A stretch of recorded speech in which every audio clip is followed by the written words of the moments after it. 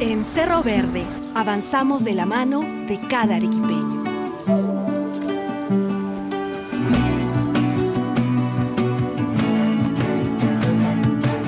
Porque cada trabajador de Cerro Verde genera muchos nuevos empleos más, formando una cadena de más de 100.000 puestos de trabajo en distintos sectores.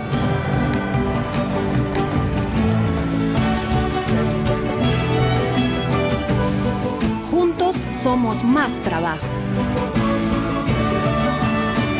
Cerro Verde, Arequipa y tú. Juntos hacemos la diferencia.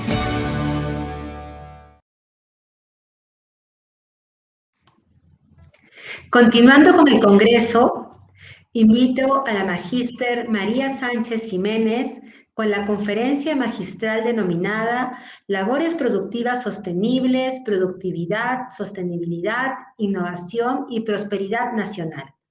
La magíster María es profesora en los grados de Educación Infantil, Primaria, máster de profesorado en el grado de ADE y Economía en la Universidad Católica de Ávila, ingeniera mecánica y máster en profesorado de la educación secundaria, bachillerato y formación profesional en la Universidad Católica de Ávila, miembro del Grupo de Investigación de Tecnología Educativa de la UCAF, y sus principales líneas de investigación están relacionadas con la tecnología y la metodología activa del aprendizaje. Adelante, María, por favor, te escuchamos. Muchas gracias, Mónica. Buenas tardes aquí en España y buenos días allí en Perú. Es un honor para mí estar hoy aquí y participar en este congreso. Y lo primero, daros las gracias. Bien, como ha dicho Mónica, mi conferencia está basada en labores productivas sostenibles, productividad, sostenibilidad, innovación y prosperidad nacional. Gracias a Mónica por la pequeña introducción que ha hecho sobre mí, ¿vale? Simplemente deciros que aquí os dejo mi correo electrónico por si queda alguna duda en el tintero y no da tiempo a contestarlas al final de la ponencia. Voy a empezar con una frase que va a ser el pilar fundamental de esta presentación, que dice: la educación favorece y se nutre de la investigación, innovación y desarrollo para potenciar las oportunidades y prosperidad nacional e internacional. Bien, para llevar a cabo mi presentación la he dividido en este índice, así más o menos vamos viendo todo lo que queda, ¿no? Y lo que hemos visto anteriormente. Y en primer lugar nos vamos a basar en la productividad, vamos a definirla, los conceptos clave que se basa este concepto, ¿vale? Y la sostenibilidad. Vamos a ver qué es el informe Brundtland y por qué lo he incluido en esta presentación, cuáles son los pilares de la sostenibilidad, la Agenda 2030 y los Objetivos de Desarrollo Sostenible. Una vez que sepamos y analicemos estos dos conceptos, vamos a ir a unas conclusiones y vamos a ver qué relación tienen estas dos palabras con la educación, la cooperación y la prosperidad nacional. Bien, pues en primer lugar vamos a definir qué es la productividad. Pues su definición general se puede definir como la relación entre la producción obtenida por un sistema de producción o servicios y los recursos que se utilizan para obtenerla. Es decir, se podría definir como el uso eficiente de los recursos, que pueden ser el trabajo, el capital, la tierra, materiales, energía, información, en la producción de bienes y servicios. Bien, como bien ha dicho Mónica, os voy a indicar más adelante cómo se define la productividad, ya que soy profesora de matemáticas, a mí me gustan las fórmulas, ¿vale? Entonces, más adelante os voy a indicar, en resumen, cómo definir la productividad en una fórmula. Pero, antes de eso, os quiero comentar que a mayor productividad, ¿qué vamos a obtener? Pues más cantidad de recursos. Es decir, vamos a lograr una mayor producción en volumen y calidad con el mismo insumo. ¿Y qué es insumo? Insumo es un bien, ¿vale?, que se emplea en la producción de otro bien, ¿vale? Eso vamos a denominar la palabra insumo. Entonces, como he dicho, para representarlo así visualmente en una ecuación, la productividad se va a definir como la división entre producto partido e insumo. Recuerdo que insumo es un bien empleado para la producción de otro bien. Bien, entonces la productividad también se va a definir como la relación entre los resultados y el tiempo que lleva a conseguirlos. El tiempo es muy importante también dentro de este concepto de productividad, ya que es un buen denominador porque es una medida universal y está fuera del control humano. No lo podemos controlar, ¿vale? Entonces, cuanto menor tiempo lleve lograr el resultado deseado, pues más productivo será el sistema, independientemente del tipo de sistema de producción, económico o político. La definición de productividad va a ser siempre la misma. Por lo tanto, aunque la productividad puede significar diferentes conceptos para diferentes personas, la definición general es la relación entre la cantidad y la calidad de los bienes que se van a producir y la calidad de los recursos que vamos a utilizar para producirlos. Va a ser la productividad un instrumento para comparar gerentes, que van a usar los gerentes, los directores de empresa, etcétera, ingenieros, ¿vale? Para medir el nivel de productividad o el nivel de desarrollo de su empresa en este caso, ¿vale? Por lo tanto, va a comparar la producción entre diferentes niveles del sistema económico. Puede ser individual, en un negocio particular, en el taller, en la organización, en un sector del país, dependiendo de los recursos consumidos.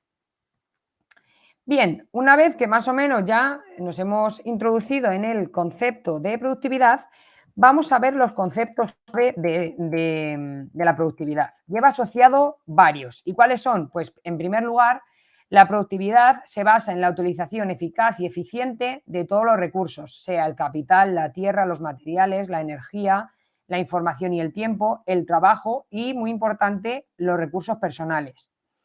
La productividad es actualmente mucho más que la sola productividad en sí misma, es decir, hay que tener en cuenta el aumento del coste de la energía, que vemos que cada vez aumenta más, y de las materias primas, junto, ¿vale?, con la preocupación del desempleo, que también cada vez en algunos ámbitos es mayor, y la calidad de vida del trabajo. La importancia de la productividad para aumentar el bienestar, tanto nacional como internacional, ahora es reconocida mundialmente. ¿Por qué? Porque no existe ninguna actividad humana que no se beneficie de una mejor productividad. Por lo tanto, va a ser importante para el Producto Nacional Bruto, o PNB, que vemos ahí en la diapositiva, que se va a producir mediante el mejoramiento de la eficacia y la calidad de la mano de obra, ¿vale? Y no por el hecho de tener más trabajo y más capital. Es decir, el ingreso nacional va a crecer más rápido que los factores del insumo cuando la productividad mejora. Por lo tanto, el mejoramiento de la productividad va a producir aumentos directos en los niveles de vida de las personas de ese país, por ejemplo, si esta productividad se efectúa conforme a la contribución. En la actualidad, no sería erróneo indicar que la productividad es la única fuente mundial importante en un crecimiento económico, también en un progreso social y en un mejor de vida real, como os he comentado anteriormente. Por lo tanto, los cambios que van a llevarse a cabo con la productividad van a tener influencia en fenómenos sociales, en fenómenos económicos, como por ejemplo el crecimiento económico de un país, o en el aumento del nivel de vida. Por lo tanto, incluso también, que se me olvidaba comentarlo, va a tener control en la calidad de las actividades recreativas de las personas, la productividad, ¿vale? Entonces, nos damos cuenta de la importancia de la productividad, tanto en lo económico como en el ámbito social. Por lo tanto, una mayor productividad no va a significar solo un uso óptimo de los recursos, sino que va a crear un equilibrio, ¿vale?, como comentaba, entre estructuras económicas y sociales y políticas, ¿vale? Por lo tanto, a su vez, esto también va a influir en el medio ambiente social, político y cultural, educativo e incentivador del trabajo, ¿vale?, que va a afectar a la productividad del individuo y a la sociedad. Es decir, todo esto que acabo de decir, ¿vale?, podemos resumirlo en que en la actualidad se reconoce universalmente el papel que desempeña la productividad en el aumento, del bienestar nacional en cada país, sea desarrollado o no desarrollado, con economía de mercado o no. la principal fuente de crecimiento económico va a ser un aumento de la productividad, ¿vale? Para que veamos la importancia de este concepto. Es decir, si lo damos la vuelta a la inversa, la disminución del crecimiento de un país, el estancamiento, ¿vale? Va acompañado de un mejoramiento de la productividad más lento. Por lo tanto, también tenemos que darnos cuenta de que pese a todo esto que he comentado, el desarrollo tecnológico no ha disminuido, al contrario, cada vez va más en auge, ¿vale? De hecho, se está acelerando en muchas esferas. Un cambio importante es en el uso intensivo y extensivo de los recursos humanos y del capital, lo que significa que va a llevar a cabo esta utilización de recursos humanos y capital a una mejor productividad. Y se aumenta o se incrementan las posibilidades potenciales de esta productividad, pero hay que tener en cuenta, y ahora veremos por qué, la absorción del desempleo, ya que se va a convertir en un problema apremiante, que esto lo he comentado anteriormente. ¿Por qué? Pues aquí lo vemos. ¿Por qué tenemos problema de desempleo? Pues a pesar de que cada vez las tecnologías van aumentando, los países se van desarrollando, etcétera, afrontamos una escasez de mano de obra cualificada, ¿vale? Por lo tanto, aquí quiero detenerme y pensar en que parece que es contrario, ¿no? Cada vez aumenta más las técnicas innovadoras, las tecnologías, los países se van desarrollando más, pero cada vez hay más desempleo o mano de obra cualificada, ¿vale? Por lo tanto, aquí viene la importancia de la educación y de la innovación, tanto en países desarrollados como en países en desarrollo. Tienen la importancia de abordar dos cuestiones: tratar de utilizar los recursos humanos y los recursos de capital con más eficacia. Por lo tanto, vamos a señalar que el mejoramiento de esta productividad o el empleo eficaz de estos recursos disponibles que he comentado, en realidad la única manera es promover el desarrollo futuro en cualquier tipo de sociedad, ¿vale? El aumento fuerte y rápido de la productividad, que parece estar subordinado a las nuevas tecnologías. Por lo tanto, si os dais cuenta, es la misma diapositiva, pero aquí he subrayado tres conceptos. ¿Qué quiere decir? Estos tres conceptos nos van a acompañar durante toda la presentación, ¿vale? Por eso los he marcado ahí de un color más oscuro para que los tengamos en cuenta y veamos qué relación tiene con la productividad y la sostenibilidad, ¿vale? El aumento de la formación y de la educación de las personas, ¿vale?, es necesario para una mejor cualificación en los puestos de trabajo, para mejorar esa falta de mano cualificada, mano de obra cualificada que comentaba antes. Y la importancia de la innovación, ¿vale?, en el siglo en el que estamos viviendo, con el uso de las nuevas tecnologías. La innovación tecnológica constituye una de las fuentes más importantes en el aumento de la productividad y se puede lograr un mayor volumen de bienes y servicios, un perfeccionamiento de la calidad, la introducción de nuevos métodos de comercialización, ¿vale?, de desarrollar automatización, todas estas nuevas tecnologías y las tecnologías de la información, ¿vale? Por lo tanto, la automatización en algunos procesos puede mejorar la manipulación de los materiales. Me acuerdo cuando estudiaba mi carrera, ingeniería mecánica, como bien ha dicho Mónica, que la primera vez que fui a un desguace, ¿vale?, donde había piezas de coches antiguos que puedes ir a comprar y obtener para tu coche, se te rompe un retrovisor, algún plástico de la puerta, pues puedes ir ahí a un desguace y comprarlo, ¿no? Pero este desguace tenía una peculiaridad y era que una máquina, había una estantería enorme y una máquina, mediante un ordenador, le mandabas a la máquina a coger la pieza que querías, la máquina la cogía automáticamente y la bajaba. No había una persona que hiciera eso y todo estaba, al final también había una mayor organización de todas estas piezas porque estaban todas en fila hacia arriba y utilizaban mejor el espacio, perdón.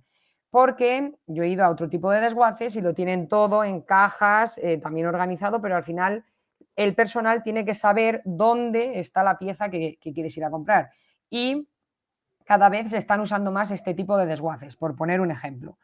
Por lo tanto, en los últimos años se están produciendo cambios globalmente donde está inmersa la innovación, que lo subrayo ahí de color negro, ¿vale? De las tecnologías de la información, ¿vale? Que, como podéis ver, permiten prever grandes mejoras. Y por último, el último concepto que tenemos ahí de color negro es otro aspecto que quiero que tengamos en cuenta, la necesidad de mejorar la cooperación internacional entre países para reducir las diferencias entre países desarrollados y países en desarrollo. Por lo tanto, aumentar la conexión entre estos países. ¿Y cómo?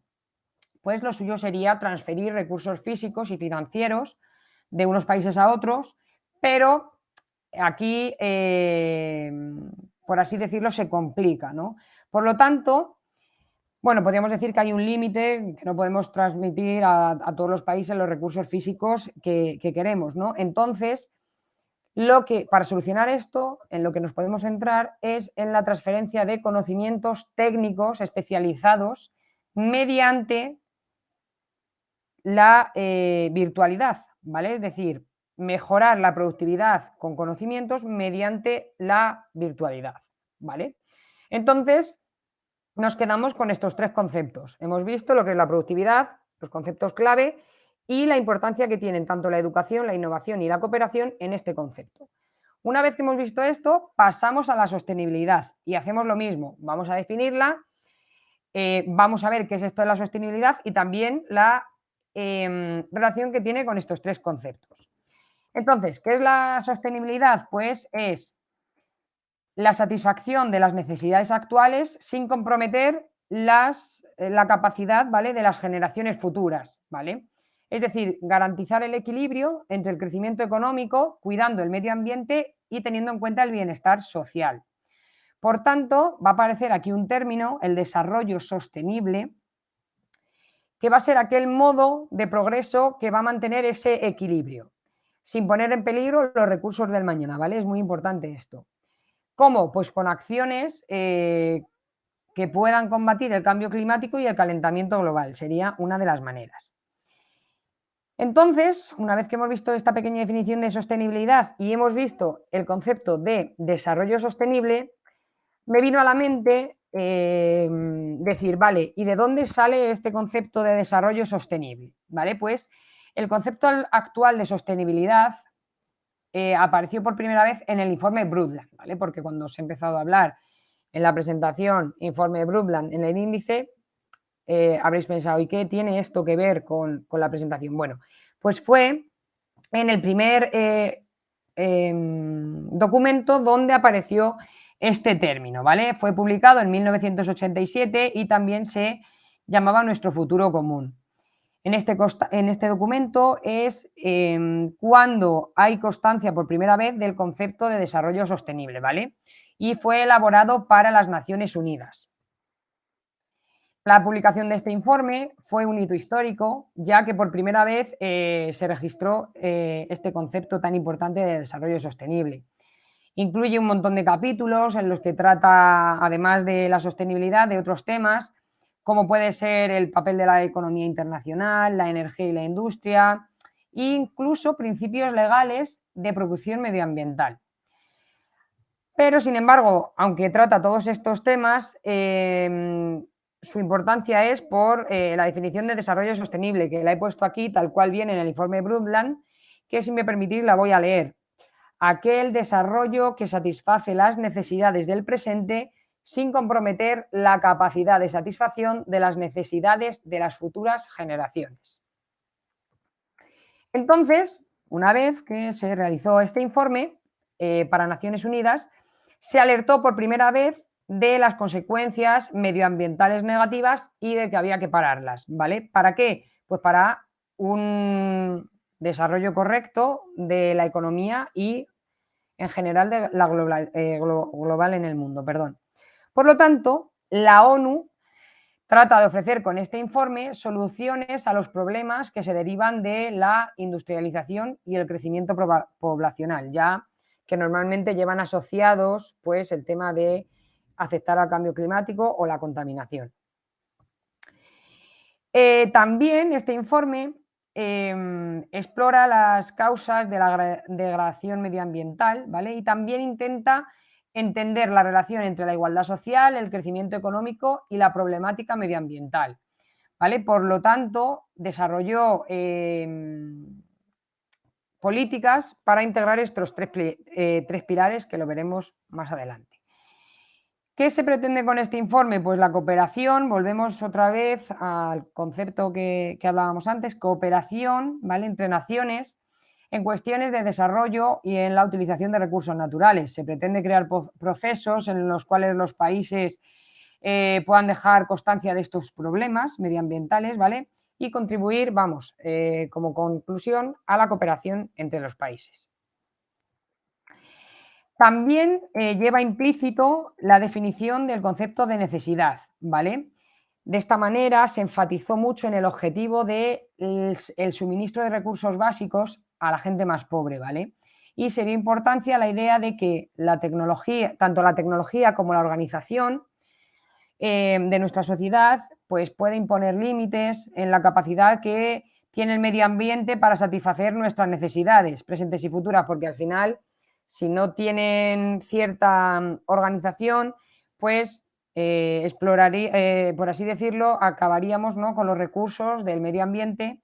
Por lo tanto, hay que tener en cuenta esta tecnología y esta organización, tanto para nuestras necesidades presentes como las futuras.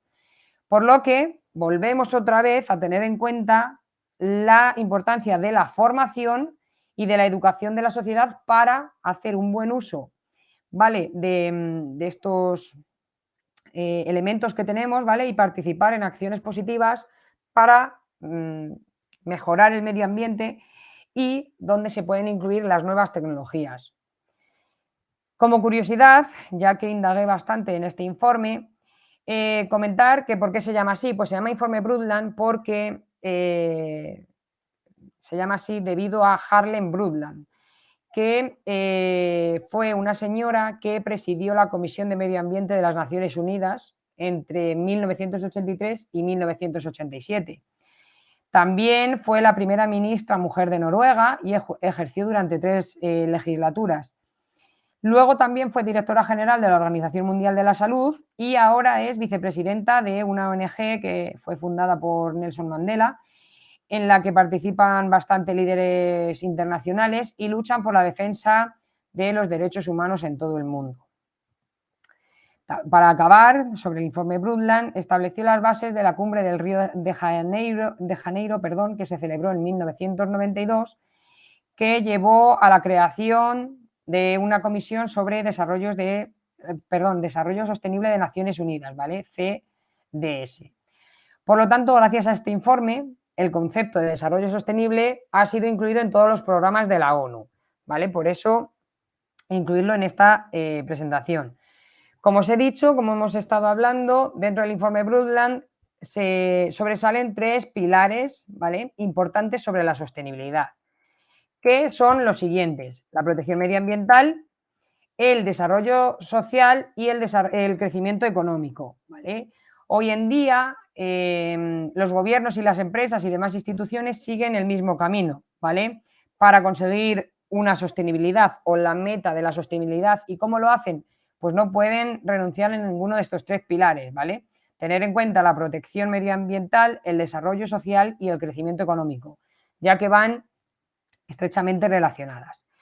Vamos a ver cada uno de ellos. En primer lugar, la protección medioambiental, ¿vale?, que ya, si os dais cuenta, nada más ver la diapositiva, volvemos a tener en cuenta 2 de los conceptos que llevamos repitiendo durante la presentación, que son importantes para nosotros, que son educación e innovación.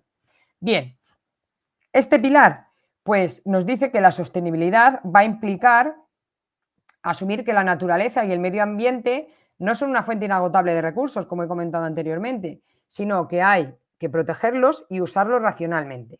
¿Qué pasa? Que si no tenemos esta formación o si no sabemos todo esto, pues los usaríamos de forma irracional y se agotarían, ¿vale? Por lo tanto, factores como la preservación del medio ambiente, la apuesta por las energías renovables, el ahorro de agua, incentivar la movilidad o la moda sostenible utilizando medios de transporte públicos, la innovación en la construcción o arquitectura sostenible, por ejemplo, Yo estuve trabajando en una empresa donde ya no se llevaba lo de los huertos solares, ¿no?, que se pone en algunos sitios, sino que los propios vidrios de las casas, ¿vale?, ya se pueden poner solares, ¿vale? Entonces, por así decirlo, desarrollar una nueva construcción o la innovación, ¿vale?, la importancia de la innovación dentro de la arquitectura, por ejemplo.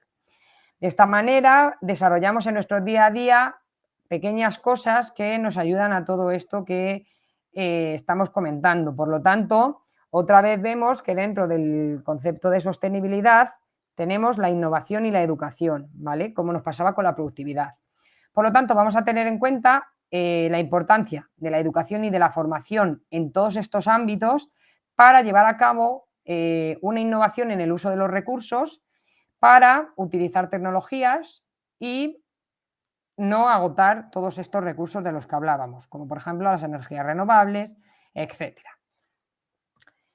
Otro pilar, el desarrollo social, pues dentro del plano social la sostenibilidad va a promover el desarrollo social buscando una cohesión entre comunidades y culturas para alcanzar niveles satisfactorios en la calidad de vida, importantísimo tanto en la sanidad como en la educación.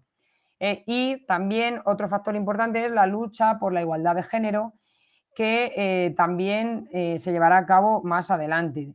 También el concepto de sostenibilidad, ¿vale?, lleva implícito la necesidad de la conexión, es decir, de la cooperación, volvemos a ver otra vez este concepto, entre los países desarrollados y en desarrollo y su posible cooperación internacional.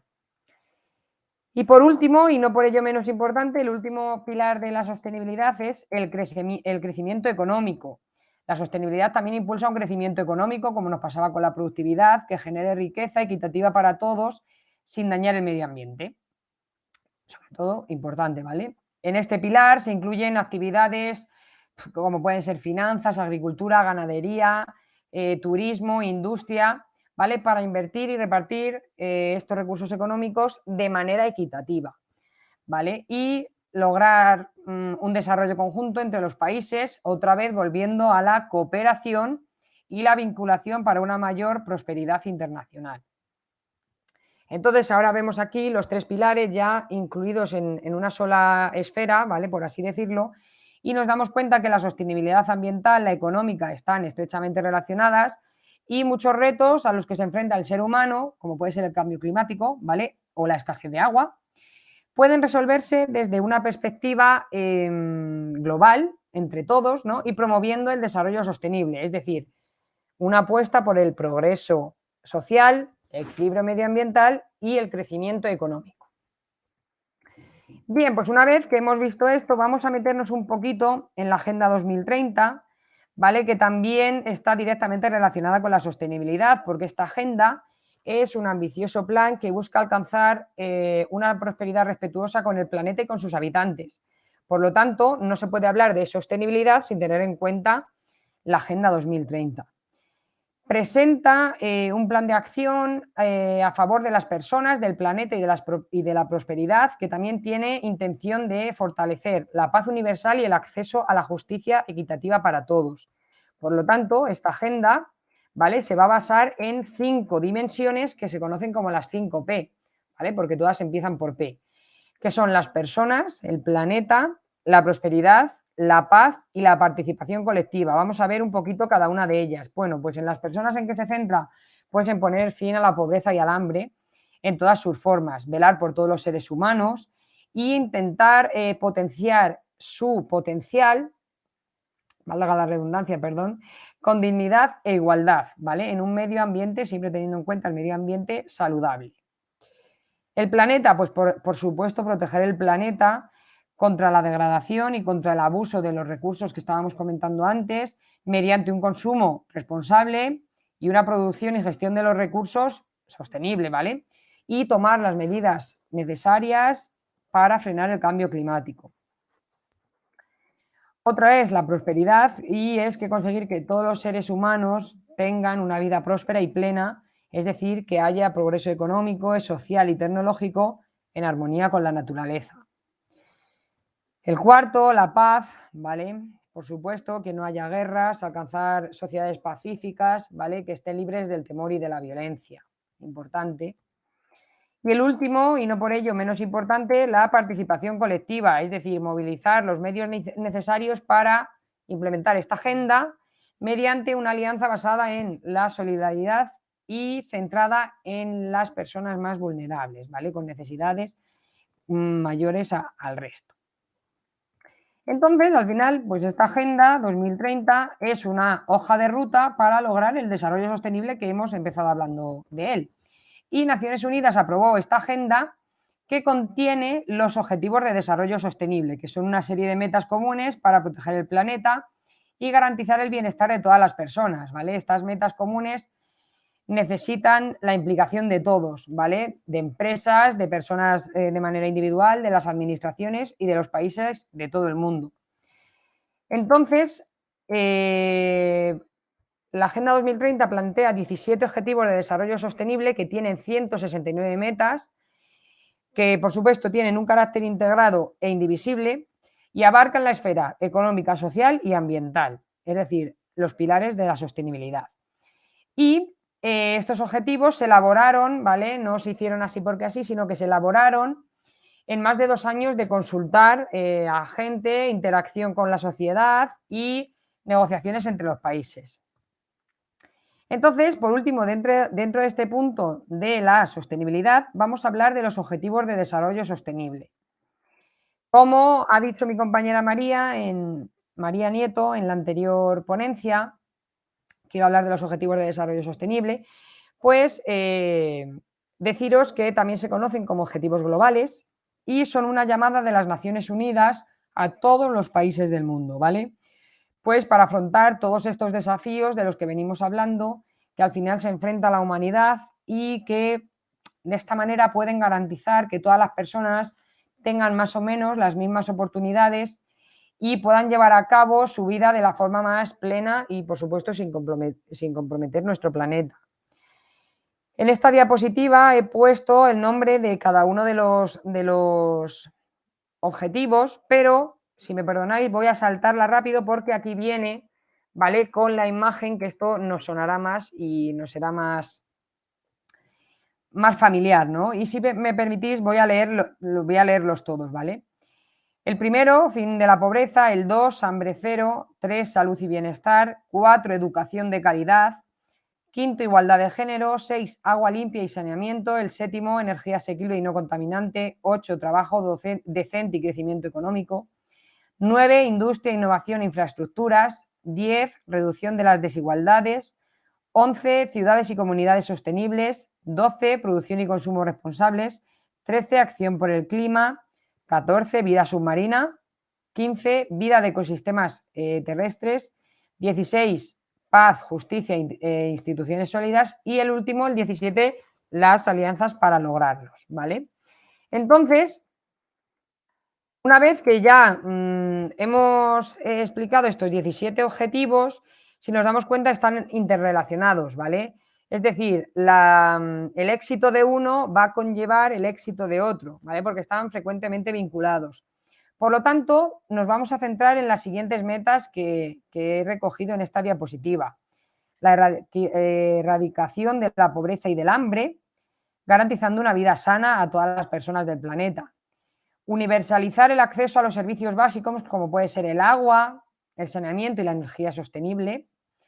Apoyar la generación de oportunidades de desarrollo a través de la educación inclusiva y el trabajo digno, como comentaba mi compañera María, la educación inclusiva, ¿vale? Fomentar la innovación e infraestructuras resilientes, creando comunidades y ciudades capaces de producir y consumir de forma sostenible. Reducir las desigualdades en el mundo, especialmente la de género. Cuidar el medio ambiente, combatiendo el cambio climático y protegiendo los océanos y los ecosistemas terrestres. Y promover la colaboración entre los distintos agentes sociales para crear un ambiente de paz y desarrollo sostenible. Entonces, ahora volvemos otra vez a lo mismo. Si nos damos cuenta, está la misma diapositiva que acabo de poner, pero con ciertas palabras en negrita, que ¿cuáles son? Educación inclusiva, ¿vale? Innovación y cooperación. Los conceptos que llevamos teniendo todo el rato en cuenta. Entonces, ya estamos viendo una vez que hemos visto definición de productividad y de sostenibilidad, la relación de ambos conceptos con educación, innovación y cooperación. Por lo tanto, nos vamos a unas pequeñas conclusiones, ¿vale? De todo esto que hemos hablado, que para lograr las labores productivas sostenibles hay que tener en cuenta la productividad y la sostenibilidad, ¿vale? Van relacionadas directamente con la innovación, la cooperación y la educación, como hemos visto a lo largo de toda la presentación. Por lo tanto, lo que vamos a hacer ya para acabar la presentación va a ser definir estos tres conceptos, ¿vale? Y ver la relación entre ellos para llevar a cabo nuestro objetivo principal, que son labores productivas sostenibles. Entonces, si nos ponemos a pensar y nos damos cuenta, la unión de estos tres conceptos, de educación, de innovación y de cooperación, ¿cómo se puede llevar a cabo? Pues mediante la enseñanza virtual, que lo he comentado al principio de la presentación cuando he hablado la primera vez de cooperación, ¿verdad? Este tipo de enseñanza va a permitir la conexión y la cooperación entre los países, utilizando las nuevas tecnologías, por supuesto, y aprendiendo los nuevos retos del presente siglo para responder a los problemas y necesidades de la sociedad cambiante. Entonces, ahora ya nos metemos un poco más en nuestro ámbito, ¿no? Que es el de la docencia. Dejamos un poco de lado la productividad y la sostenibilidad y nos centramos en la enseñanza virtual.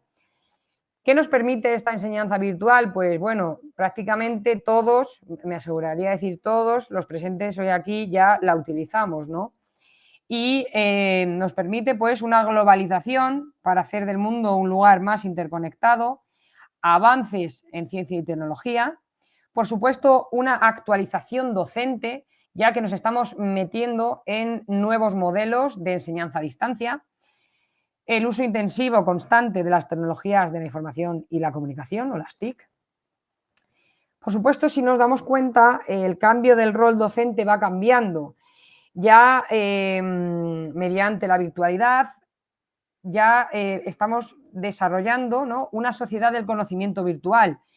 Los alumnos tienen guías de aprendizaje, tienen tutores y los profesores van a ser los promotores de debates virtuales, consejeros, van a impulsar redes y tecnologías y también nosotros como profesores vamos a aprender al tiempo que vamos a sintetizar, evaluar y, por supuesto, publicar los resultados de nuestra nueva actividad académica e investigadora.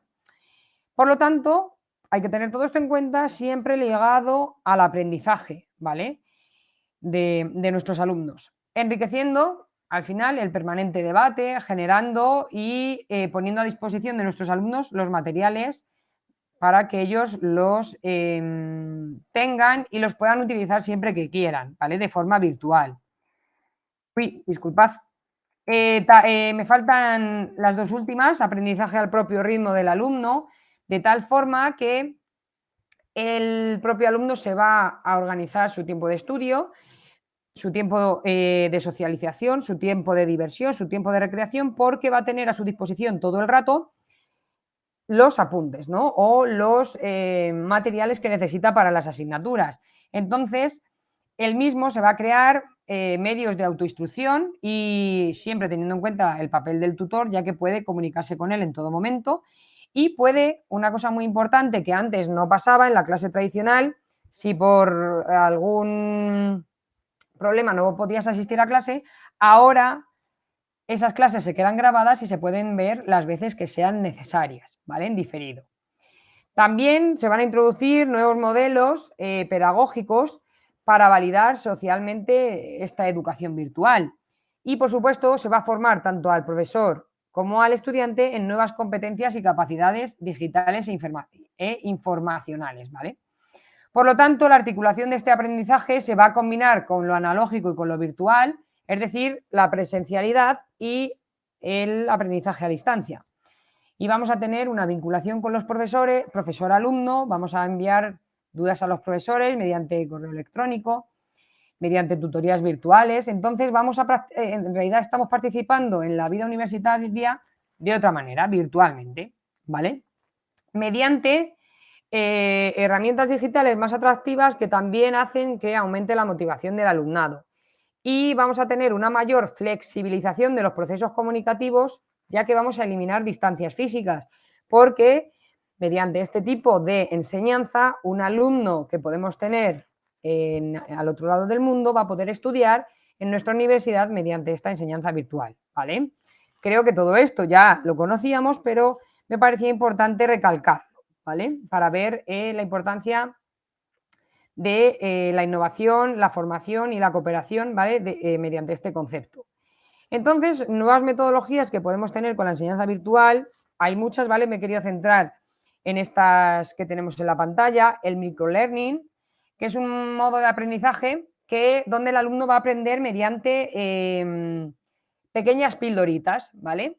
Pequeños trozos de conocimiento, como pueden ser vídeos, artículos, ¿vale?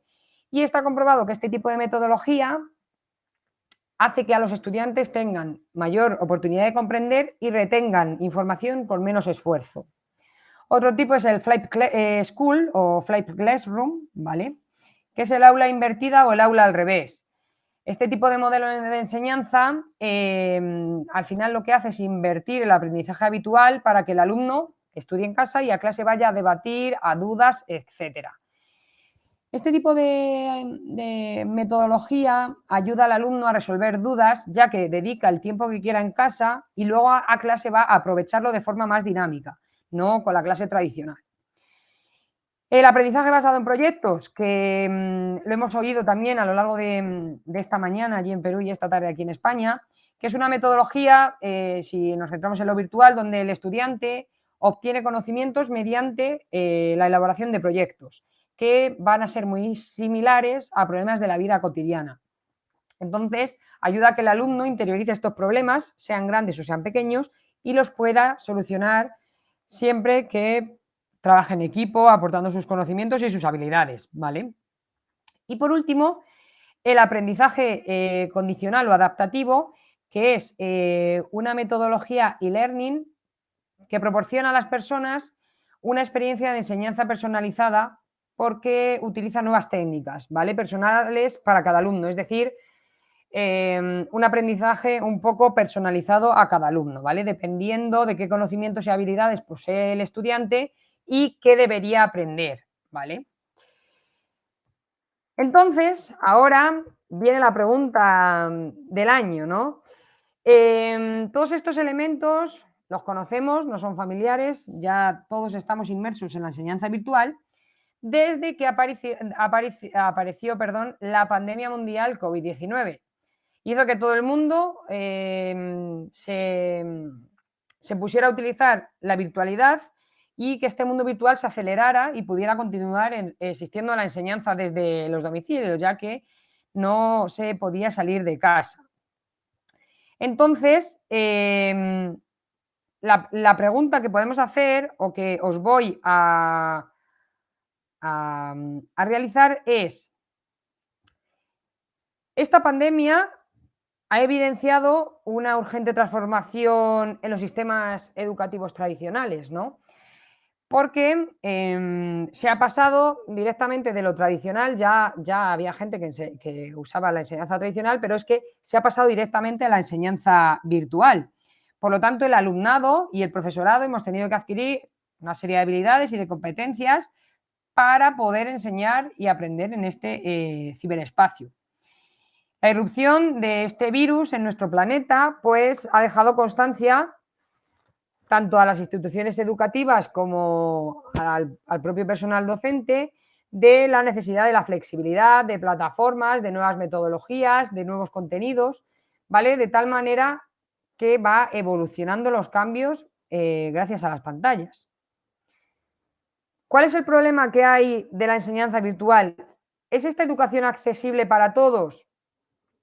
Bueno, pues desgraciadamente no. Entonces, esta educación permite la movilidad socioeconómica ascendente para salir de la pobreza, es decir, esa cooperación de conocimientos que hablábamos antes entre países desarrollados y en desarrollo, ¿vale? En los últimos años se han conseguido grandes avances para ampliar el acceso a la educación y a las tasas de matriculación de las escuelas en todos los niveles y en todo el mundo, ¿vale? Especialmente para las niñas, que es muy importante. Pero fijaos, aproximadamente, aquí lo tenemos, 260 millones de niños aún estaban fuera de la escuela en 2018, es decir, una quinta parte de esa población mundial. Y más de la mitad de todos los niños y adolescentes no están alcanzando los estándares mínimos de competencia en lectura y matemáticas, ¿vale? Entonces, esto nos tiene que hacer pensar y ver que tiene que cambiar, ¿no? Por lo tanto, el COVID-19, perdón, hizo que se cerraran prácticamente el 91%, vamos, que el 91% de los estudiantes de todo el mundo dejara de ir a la escuela. Pero también un montón de estudiantes, 369 millones de niños, dependían de los comedores y tuvieron que buscar otras fuentes de nutrición. Es decir, ya no es todo la enseñanza, sino lo que conlleva esta enseñanza, ¿vale? Nunca habían estado tantos niños fuera de la escuela al mismo tiempo. Entonces alteró su aprendizaje y cambió drásticamente sus vidas, sobre todo de los niños más vulnerables, etcétera. Entonces, esta pandemia ha traído grandes consecuencias que pueden poner en peligro los avances que tanto han costado conseguir, ¿vale? A la hora de la educación a nivel mundial. Entonces, ¿cómo podemos solucionar esto? Pues en un esfuerzo para fomentar esta cooperación, colaboración internacional, ¿vale? Y para que la educación nunca se detenga, la UNESCO está desarrollando una respuesta con una serie de iniciativas donde incluyen la supervisión global de todos los centros, ¿vale? De todas las escuelas que cierran para intentar pararlo, ¿vale? Tanto nacional como local. Entonces, el objetivo principal es proteger el bienestar de los niños y garantizar que tengan acceso a un aprendizaje continuo, ¿vale?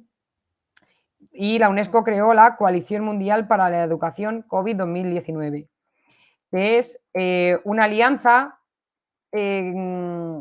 contra, por así decirlo, mundial, ¿vale? Multisectorial de las Naciones Unidas, donde organizan mediante la sociedad y los medios de comunicación para diseñar e implantar soluciones innovadoras, ¿vale? Entonces, esta coalición mundial aspira a ayudar a los países a movilizar los recursos e implementar soluciones, a buscar soluciones equitativas y de acceso universal para todos, garantizar respuestas y facilitar la vuelta a los estudiantes a las escuelas cuando dejen de estarlo, ¿vale? Por lo tanto, y ya con esto termino, nos damos cuenta, hemos ido exprimiendo cada uno de los conceptos que tenemos en pantalla y nos damos cuenta del objetivo y el propósito de esta presentación que os he hecho, ¿vale? Es la de obtener una educación equitativa, de calidad para todos, ¿vale? Y que se promuevan oportunidades de aprendizaje para todos.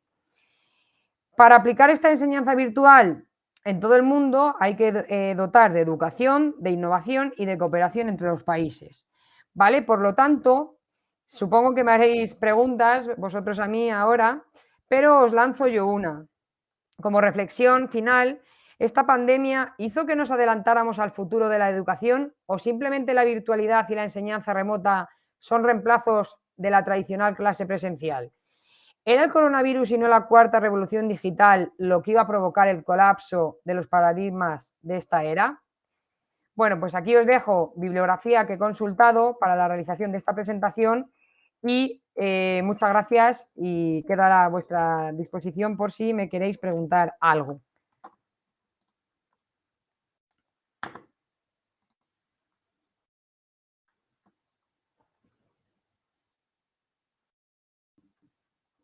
Gracias María por tus aportes. Estamos ya con el tiempo como que nos apremia y entonces he estado leyendo detenidamente todas las preguntas que nos han estado dejando por el chat y vamos a consolidar como que todo en una sola pregunta para que podamos de ahí continuar con la última conferencia de cierre del Congreso. Bien, María, aquí nos escriben justamente un poco uniendo todas estas preguntas y nos indica, ¿es adecuada la inserción a la virtualidad, ya que ellos exigen, en este caso los estudiantes exigen, las clases tradicionales porque los acerca mucho más a sus compañeros? Vale, muchas gracias, Mónica. Esto es una pregunta interesante porque, claro, al final las clases virtuales, cada uno está solo en casa, ¿no? No tiene compañeros con quien puede charlar y comentar lo que han aprendido.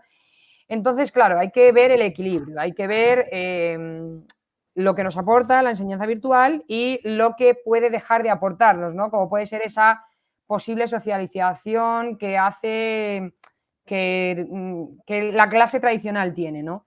Entonces, pues claro, al final todo no se puede obtener. Yo en mis clases, en las que no tengo personas, que están todas conectadas online, también los dejo rato o tiempos, ¿vale? Para que ellos charlen y se conozcan. Al final no es lo mismo una relación cara a cara, ¿vale? Que una relación mediante una pantalla.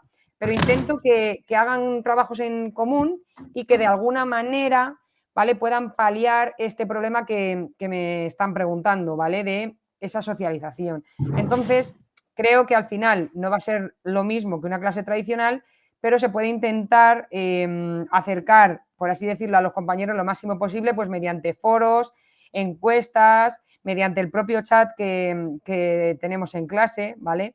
Entonces creo que sería la mejor forma. Luego ellos también crean grupos de WhatsApp donde comparten contenido, preguntas, etcétera. Pero claro, vuelvo a repetir que nunca puede ser como un contacto cara a cara.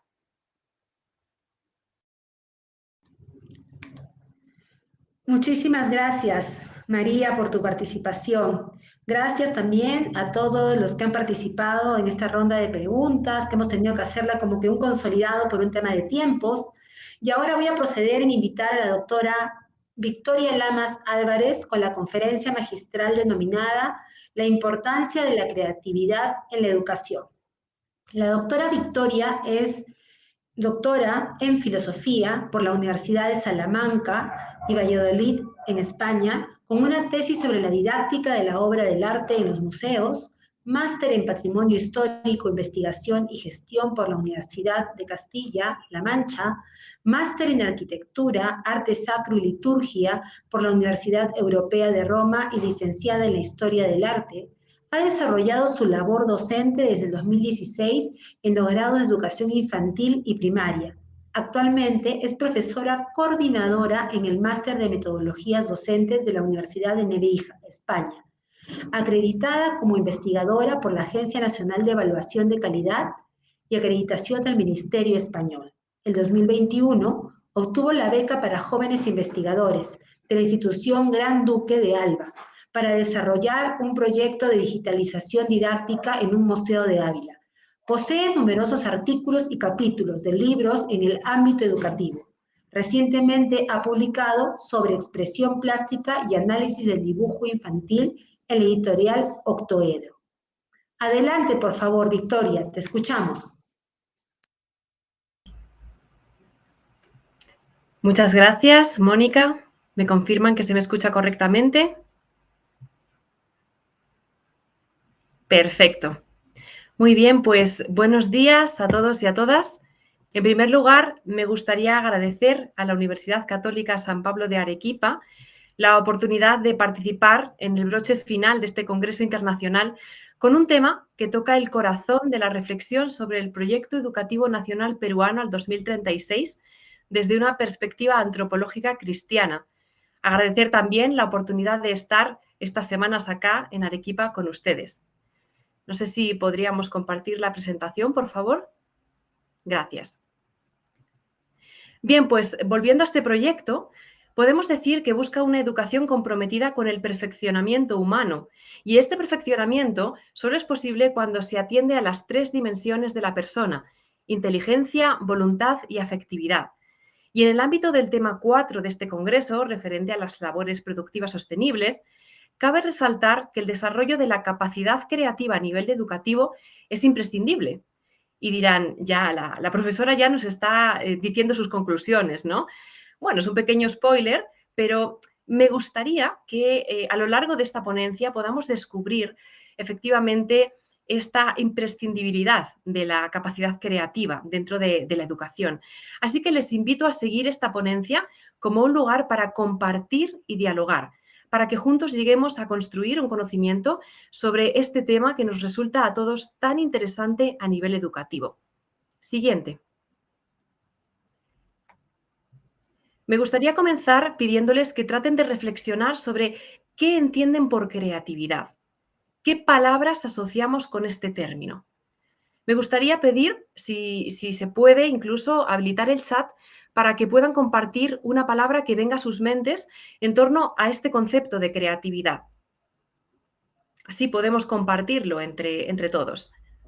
Así que mientras van incluyendo en el chat de Zoom esas palabras, les comento que trataremos en primer lugar sobre la definición de creatividad, en segundo lugar sobre las estrategias y herramientas para desarrollar la creatividad en los niños, donde les voy a compartir un ejemplo de buena práctica en este ámbito, y por último los beneficios del desarrollo de la creatividad a nivel educativo.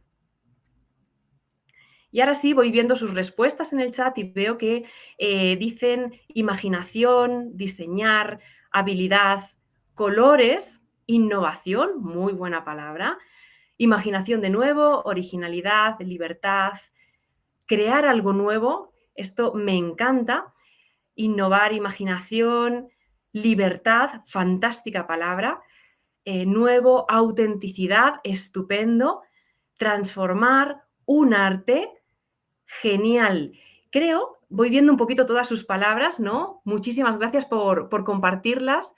Creo que hemos creado entre todos una definición fantástica y una definición que, si se han dado cuenta, tiene mucho que ver con el origen etimológico del término.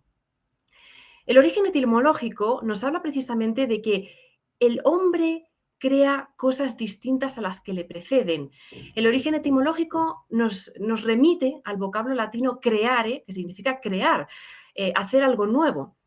Esto nos lleva a pensar que para que los humanos podamos crear cosas nuevas, necesitamos de realidades ya existentes.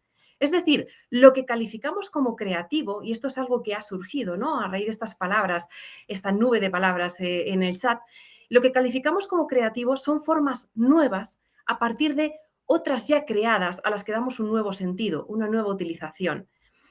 ¿Cuál podríamos decir que es el origen de esta capacidad creativa? Siguiente. Aquí me gustaría hacer referencia a la Carta a los Artistas de Juan Pablo II, en la que de manera sublime explica cómo la capacidad creativa del hombre, en este caso, claro, de la Carta de los artistas propiamente, es fruto de su imagen y semejanza con Dios creador. Les comparto unas palabras propiamente de esta carta en que dice: en la creación artística, en nuestro caso lo aplicamos a la creatividad, el hombre se revela más que nunca imagen de Dios y lleva a cabo esta tarea ante todo plasmando la estupenda materia de la propia humanidad y después ejerciendo un dominio creativo sobre el universo que le rodea. Bien, pues esta grandeza de la capacidad creativa nos conecta con nuestro Creador. Y como podrán imaginar, muchos pensadores, creyentes de diferentes religiones o no creyentes, se han preguntado sobre su definición concreta, ¿no? Así nos encontramos con que el concepto de creatividad está generando en torno un campo interdisciplinar de investigación amplio y muy reciente. Es un campo abarcable desde muchas disciplinas que nos llevaría, si me permiten, a calificar el término como la capacidad del ser humano de hacer cosas nuevas a través de diferentes lenguajes aplicables a campos diversos.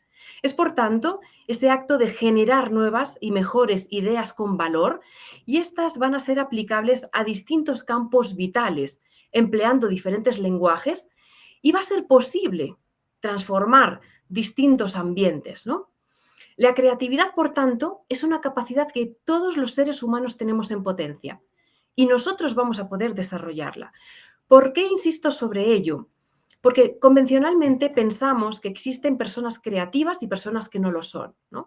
Yo he escuchado muchas veces alumnos comentar, sobre todo en mi asignatura de música, ¿no? No, yo no soy creativo como para inventar una canción, ¿no? Pues esto no es así.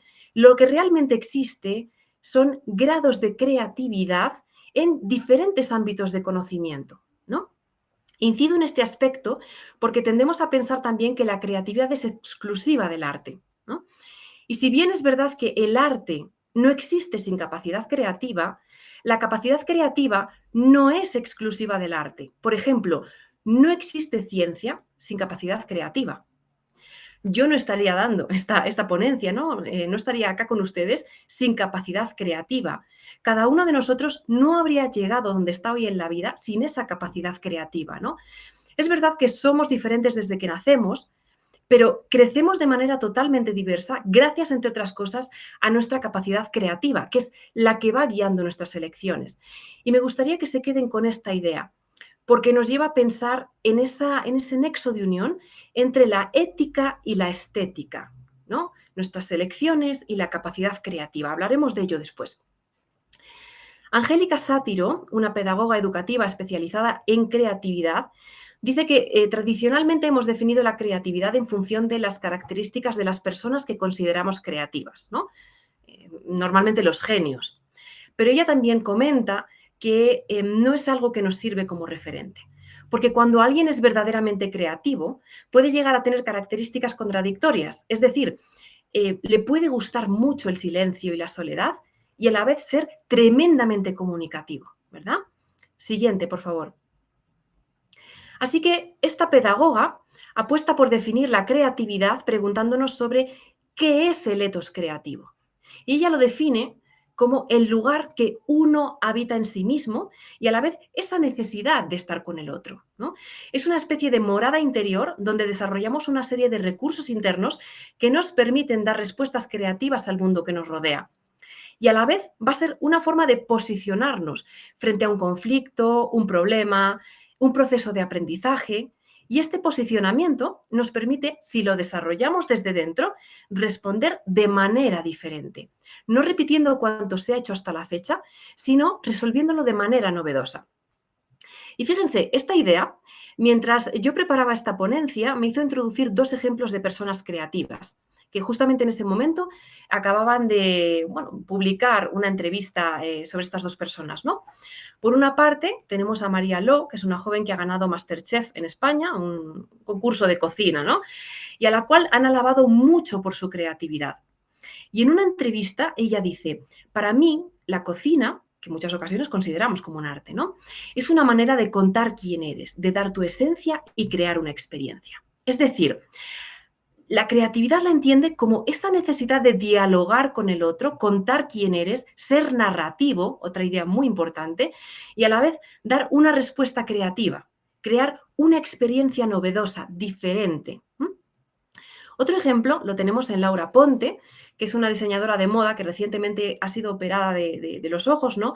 Ha perdido la visión en uno de ellos. Y a raíz de esto, ella dice, creo que todo viene por algo, y es la manera de reconducir mi vida profesional. Mi tema de salud me permitirá ser más creativa. Y claro, me dirán, profesora, si esta persona es una diseñadora de moda, ya es una persona muy creativa. Y sin embargo dice más creativa. ¿Por qué? Porque ahora tiene que responder a las situaciones laborales cotidianas de manera totalmente innovadora. Porque claro, ha perdido parte de la visión. Tiene otra percepción de lo que es el mundo. Y tiene que intentar dar respuestas diferentes y originales a ese mundo que le rodea. Fíjense que en ámbitos totalmente distintos encontramos la palabra creatividad.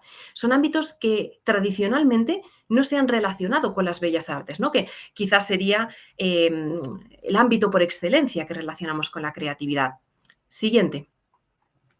Parece entonces que lo importante no es encontrar las características de la persona creativa para ver con qué metodología podría ayudar a los niños a desarrollar la creatividad, sino que lo que tenemos que hacer es centrar nuestro esfuerzo en ayudar a los niños a desarrollar esa morada interior llena de recursos que les ayuden a dar respuestas creativas, novedosas a cuanto encuentran. ¿Y por qué va a ser importante desarrollar la capacidad creativa en educación? Bueno, pues entre otras cosas, porque permite desarrollar la capacidad de pensar autónomamente por sí mismo, con criterios al niño. Le va a empoderar con la capacidad de dar respuestas nuevas a los problemas que surgen en su vida cotidiana. Y esto solo es posible generando ambientes en los que se puedan producir aprendizajes significativos, que es algo que, bueno, pues he visto que es una constante, ¿no? A lo largo de todo el Congreso, esta idea, ¿no? Aprendizaje significativo. Y estos entornos son los que van a permitir a los niños desarrollar la creatividad. Una propuesta interesante es transformar las aulas en comunidades de investigación, es decir, transformar en pregunta aquello que pensamos que ya sabemos, ¿no? Esto significa que yo planteo el aula como un lugar en el que sí, yo tengo un conocimiento, pero si sigo investigando, si hago a los niños razonar, pensar, puede que este conocimiento cambie o se enriquezca, ¿no? Hay que tener en el ambiente cosas retadoras, ¿no? Cosas que el niño diga, ¿qué hago con esto?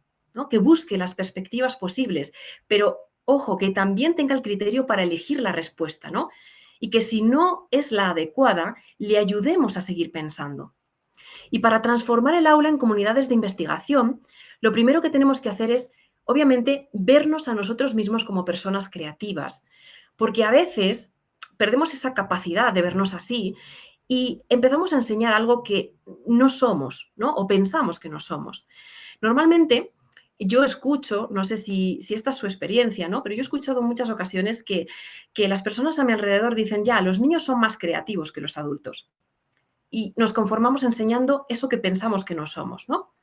Y sin embargo, Vygotsky dice que los niños no son más creativos que los adultos.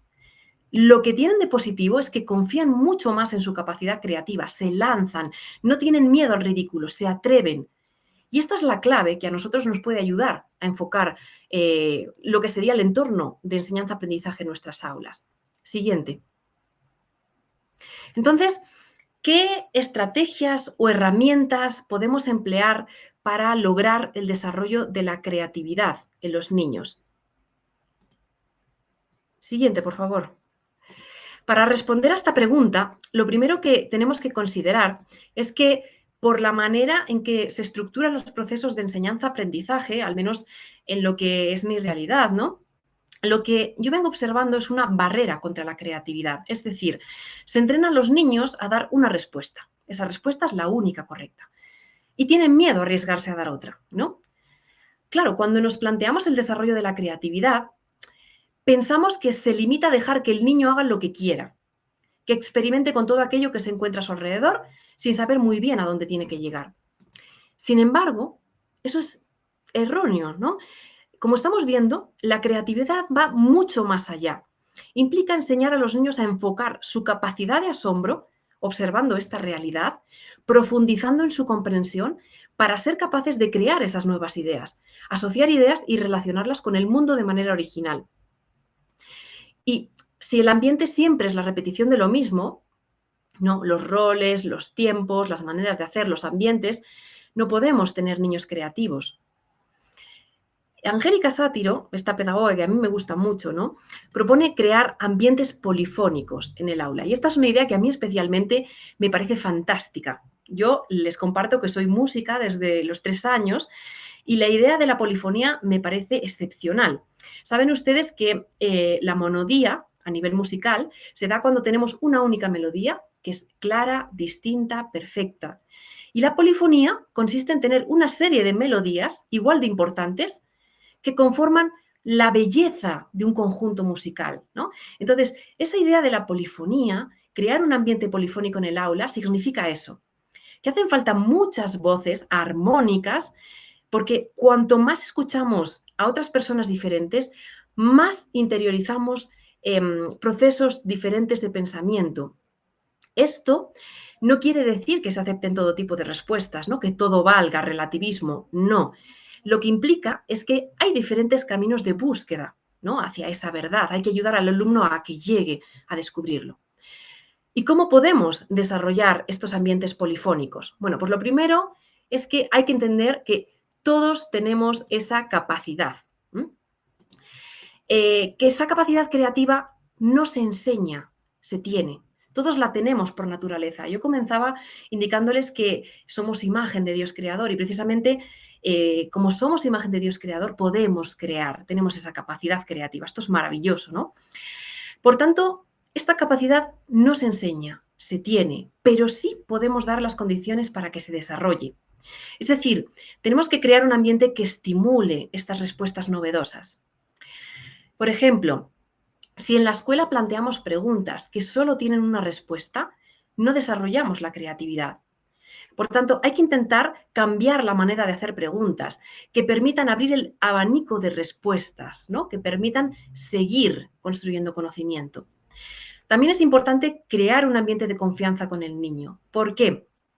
Porque si yo al niño le hago una pregunta y la respuesta no es la que esperaba, ¿no? Y yo le respondo, no, eso está mal, automáticamente el niño se cierra, ¿no?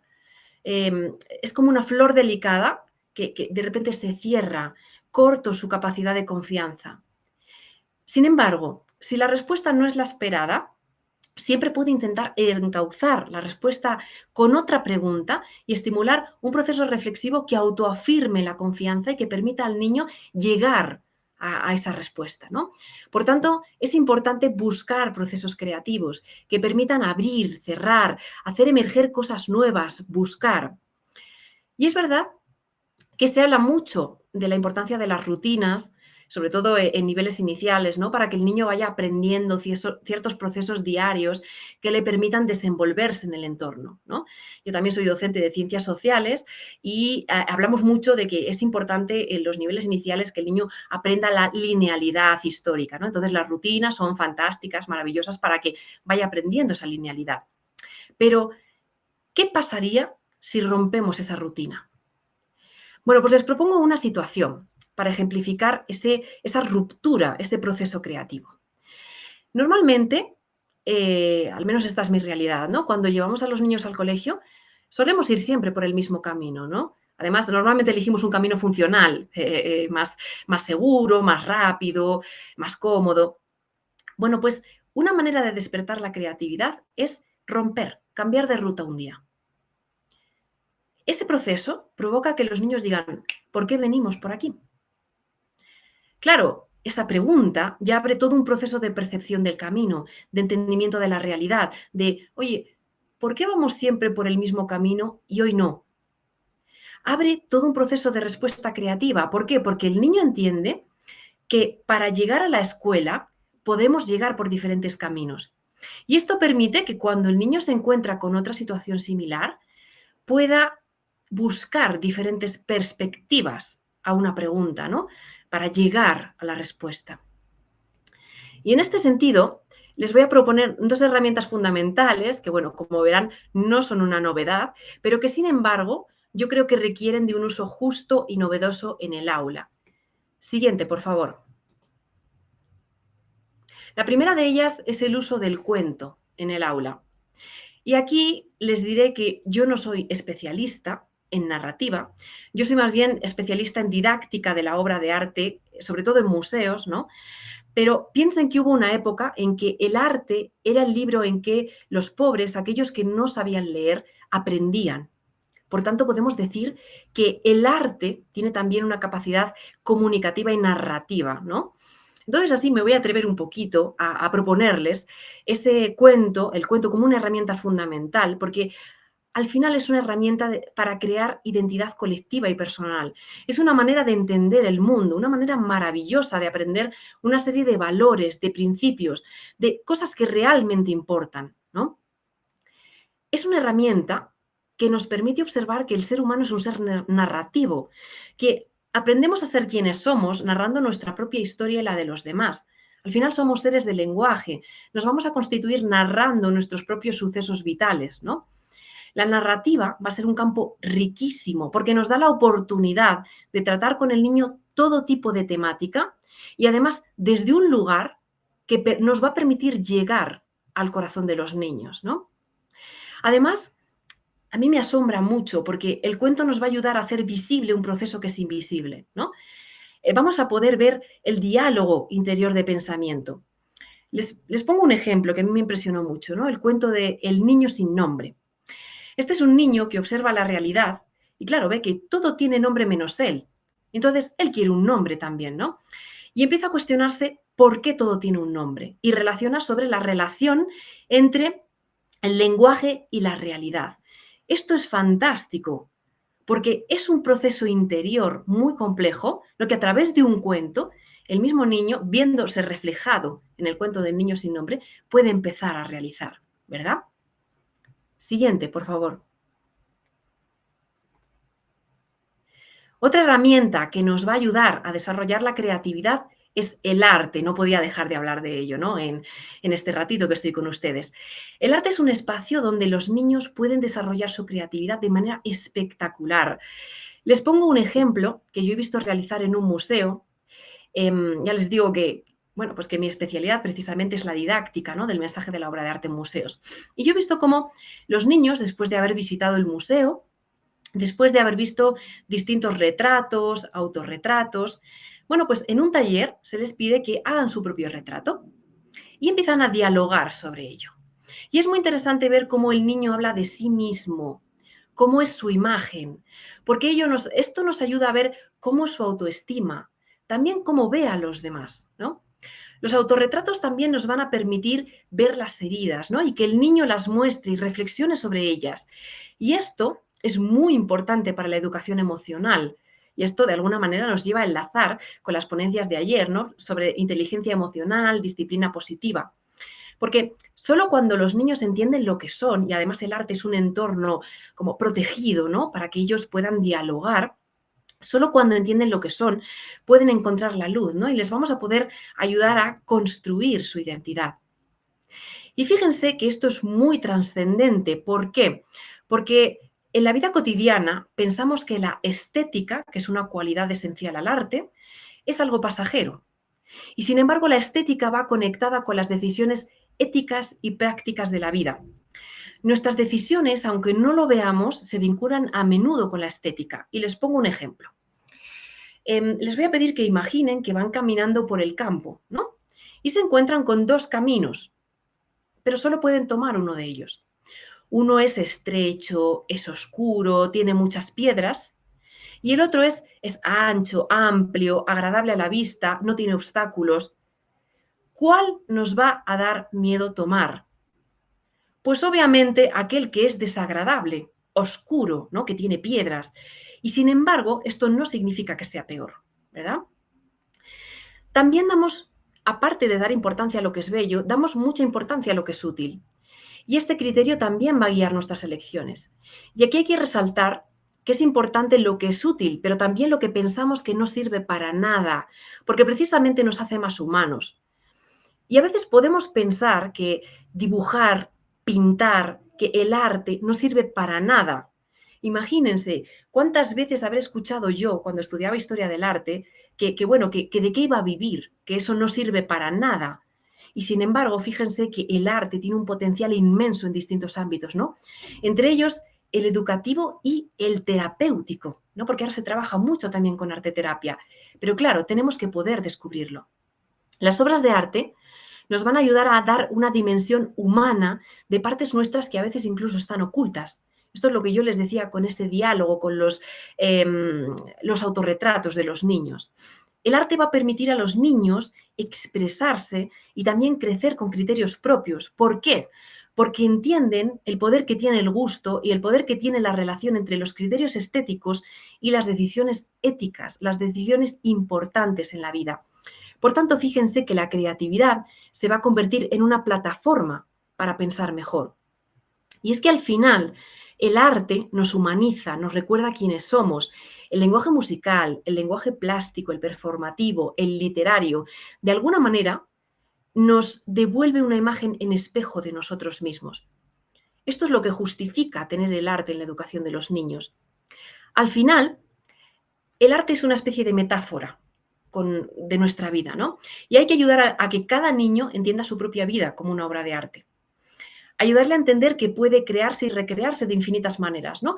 Que algo que nos suceda y nos parezca negativo no puede impedirnos resurgir. De igual manera que algo que estéticamente parece feo no impide que la obra de arte en su conjunto sea fea, ¿no?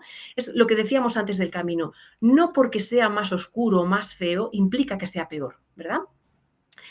Esto nos lleva también a pensar que no solo estamos predestinados a hacer una cosa, ¿no? Que podemos romper nuestros bloqueos e ir más allá. Porque si somos una obra de arte, podemos de alguna manera rehacernos, ¿no? Es muy raro en la historia de arte que encontremos una obra de arte que sea su primera versión. Siempre por lo menos hay un boceto, y hay un borrón, y hay un volver a empezar, ¿verdad? Si nos damos cuenta, la libertad humana también va ligada a la creatividad. ¿Por qué? Porque al final es autonomía de pensamiento. Y es verdad que heredamos genéticamente, culturalmente, pero somos seres libres. Y esto es lo que al final nos hace únicos, ¿no? Esto es lo que nos hace pensar en nosotros como una obra de arte. Nuestra capacidad de elegir, de dar respuestas creativas, es diferente en cada uno de nosotros. Siguiente, por favor.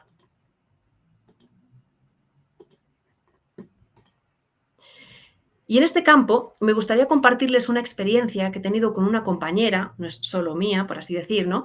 Que además recientemente hemos publicado en un libro y que si alguien estuviera interesado después les puedo compartir el título en el chat, que versa sobre la creación de una escuela de padres virtual en la cual el elemento central ha sido el análisis del dibujo infantil, la expresión creativa de los niños.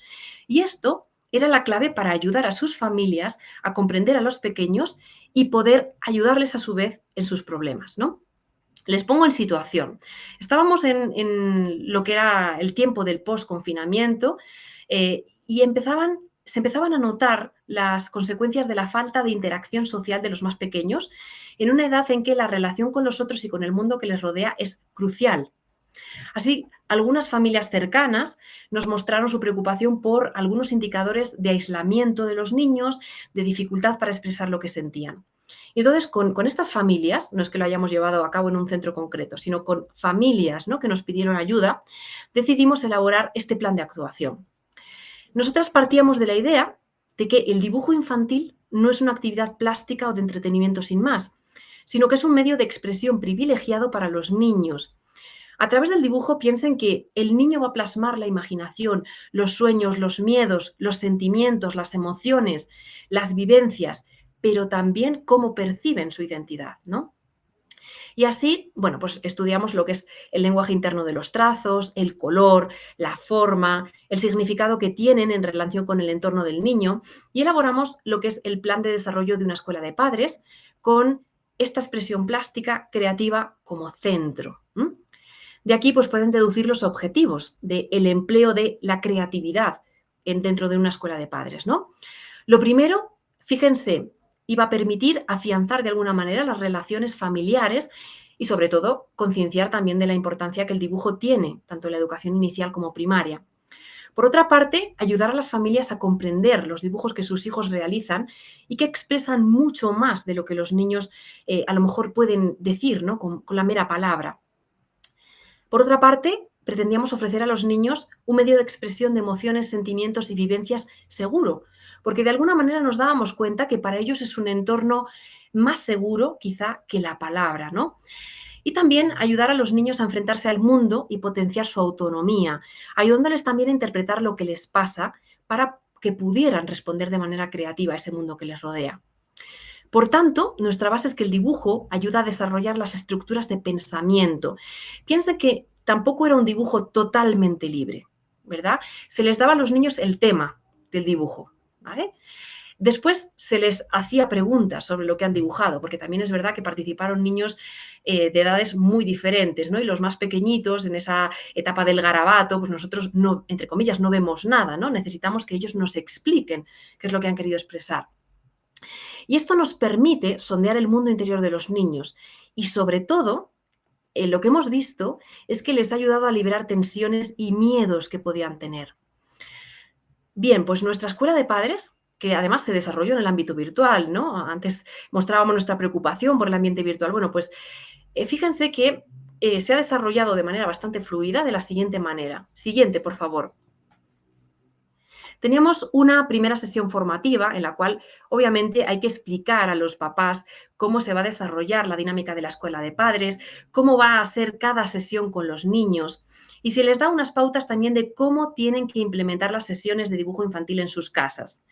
Piensen que nosotras como educadoras estamos al otro lado de la pantalla, ¿no? Son las familias las que van a realizar los dibujos con los niños, las que les van a proporcionar los recursos necesarios, el ambiente propicio, tiempo para ello y a la vez tienen que dejar que dibujen de manera autónoma y recogiendo en vídeo el desarrollo del dibujo de los niños, porque a veces nos dimos cuenta que los niños, según iban dibujando, según iban realizando ese proceso creativo, iban dialogando consigo mismos, ¿no? Iban expresando aquello que iban dibujando y es maravilloso, ¿verdad? Y además nos da mucha información que después, si dialogamos con los niños, puede ser que ya no nos proporcionen.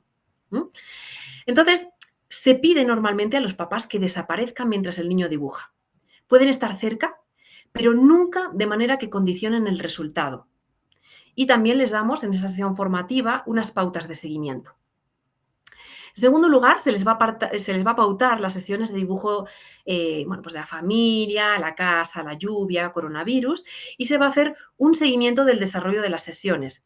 Se les va a ir dando a los papás breves pautas interpretativas cuando envían el material que han recogido de sus hijos. Ellos después escaneaban el dibujo y nos enviaban tanto el dibujo como la grabación, si es que lo habían hecho, de lo que había sido el proceso creativo. Y aquí hay que decir que no es importante solo el dibujo, sino también lo que el niño dice sobre su dibujo. Porque nosotros podemos estar viendo algo o interpretar algo desde la teoría y resulta que el entorno del niño nos está diciendo otra cosa, ¿no? Finalmente, se tiene una sesión individual con cada familia en la que se va a dialogar sobre los resultados de los dibujos de estos niños, ¿no? Por ejemplo, un participante, al pedirle que dibujara el coronavirus, ¿no?, que era uno de los dibujos, se dibujó a sí mismo triste en casa. Claro, es un dibujo muy revelador de los sentimientos que podían tener los más pequeños frente al confinamiento, ¿no? O el caso de otro participante que al dibujar a su familia, dibuja a su mamá con una antena en la cabeza y la dibuja muy lejos. Claro, en ese caso podemos ver esa sensación de soledad del niño, porque su mamá, aunque está más tiempo que antes en casa, está todo el día con el celular, porque está trabajando en casa, ¿no?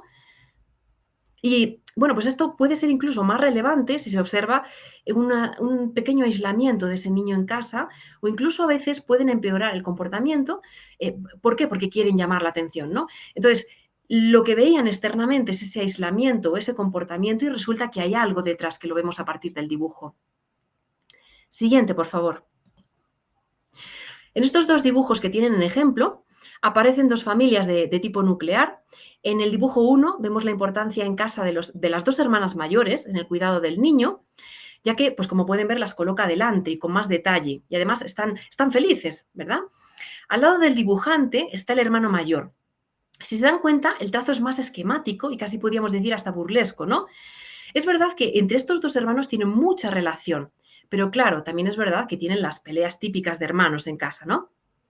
Y si se dan cuenta, en tamaño inferior y en la esquina superior izquierda aparecen el papá, más cercano al dibujante, el hermano pequeño y la mamá, que está más lejana. ¿Qué nos puede decir esto? Pues que de alguna manera la llegada del hermano pequeño ha podido desplazar, ¿no? O este niño se puede sentir desplazado, ¿no? Puede no haber aceptado la llegada de su hermanito pequeño y sentir a los papás un poquito más lejanos, ¿no? Y sin embargo tiene su círculo de relaciones cercanas con sus hermanos mayores. En el dibujo 2 es interesante ver que el sistema de relaciones cambia. Esta niña dibuja a su mamá y su papá, pero también a sus abuelitos y además más cerca, ¿verdad? ¿Por qué? Porque como sus papás trabajan, pasa mucho tiempo con los abuelos. Y cuando se le pide que dibuje a su familia, dibuja cerca a sus abuelitos y también dibuja a un primito suyo. ¿Por qué? Porque este niño pasa mucho tiempo también con los abuelos. Así que la niña lo considera como parte de su familia cercana. Y algo muy interesante también es ver que la mamá, no sé si lo aprecian en el dibujo, lleva un bebé dentro de la tripa. ¿Por qué? Porque en ese momento estaba embarazada. Y claro, indagando en ello nos dimos cuenta que la niña tenía mucha ilusión por el nacimiento del hermanito. Ya lo consideraba parte de la familia, ¿no? Bueno, pues es muy bonito ver cómo los niños han expresado ese sistema de relaciones. Así que sobre cada dibujo, que fueron yo, la familia, la casa, el coronavirus, la Navidad, mi colegio, contento o triste, dibujo de emociones, pintar con música, y al final de la intervención repetimos yo y la familia, fuimos identificando aspectos que el niño siente como positivos y como negativos, y tratamos de trabajar con las familias cómo solucionarlos. Y algo muy positivo que observamos es que la receptividad de las familias fue increíble, ¿no? Y el cambio de su percepción sobre la creatividad y el dibujo infantil. Y además, el desarrollo de la creatividad de los niños a partir de esta escuela de padres. Siguiente, por favor. Bien, pues a modo de conclusión y recapitulación, podemos indicar, por una parte, la relevancia de generar un ambiente creativo en el aula a partir de comunidades de investigación, porque va a ayudar a los niños a dar nuevas respuestas a los problemas cotidianos. Si creamos ambientes polifónicos, ayudamos a los niños a buscar diferentes perspectivas a cada situación que van a encontrar. Además, en el ambiente creativo se trata de dar soluciones, de encontrar soluciones, ¿no? Y si una respuesta no es correcta, podemos seguir buscando.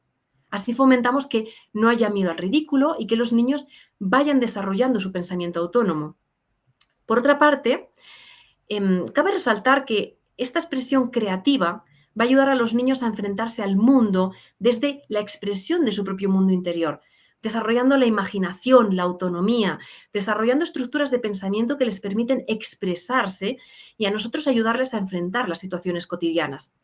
Podemos decir, por tanto, que es un medio de expresión del mundo interior que ayuda a liberar tensiones o miedos y que les permite crecer con seguridad y confianza.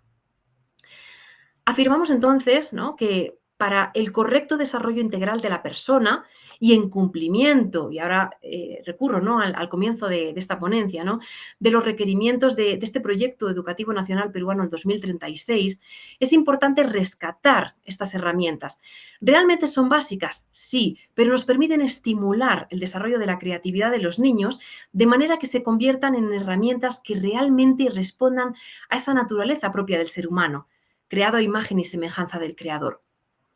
Me gustaría concluir con una frase de un maestro que además es influencer en redes sociales, Manu Velasco, acá en España se le conoce mucho, y que justo hoy ha publicado esta reflexión y me ha parecido fantástica para incluirla. Dice: a nadie se nos da todo bien, pero a todos se nos da bien algo. Deberíamos saber ver ese algo en los demás y en nosotros mismos para así disfrutarlo, valorarlo y admirarlo. Me ha parecido fantástico porque creo que recoge muy bien, ¿no?, lo que es este congreso. Y ojalá que cada uno de nosotros sepamos potenciar el desarrollo de la creatividad y veamos ese algo, esa chispa creativa en todas las personas que tenemos a nuestro alrededor, valorando y admirando el mundo en toda su riqueza.